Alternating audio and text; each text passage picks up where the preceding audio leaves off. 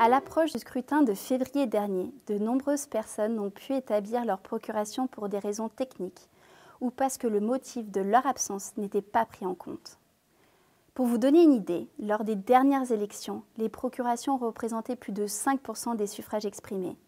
Malheureusement, un nombre important de procurations n'ont pas été validées, ce qui a donc privé certains monégasques de pouvoir faire entendre leur voix.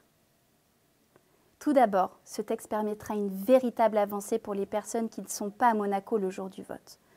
Que ces personnes vivent à l'étranger, qu'elles y fassent leurs études, qu'elles soient en déplacement professionnel ou encore en vacances, les démarches à suivre seront très simples, beaucoup plus simples qu'à l'heure actuelle. L'objectif recherché par ce texte est de simplifier les conditions et modalités d'exercice du vote par procuration en attendant que le vote électronique, permis par un texte de 2014, soit mis en place en principauté. À l'heure actuelle, il faut constater que c'est trop restrictif et trop compliqué. Par exemple, vous ne pouvez pas voter par procuration si vous êtes en déplacement pour des vacances.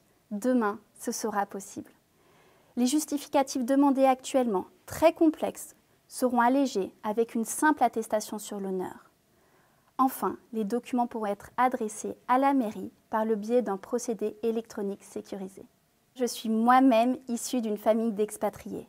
Lorsqu'on est dans cette situation, il est difficile de se sentir intégré dans la vie de la principauté au moment des élections.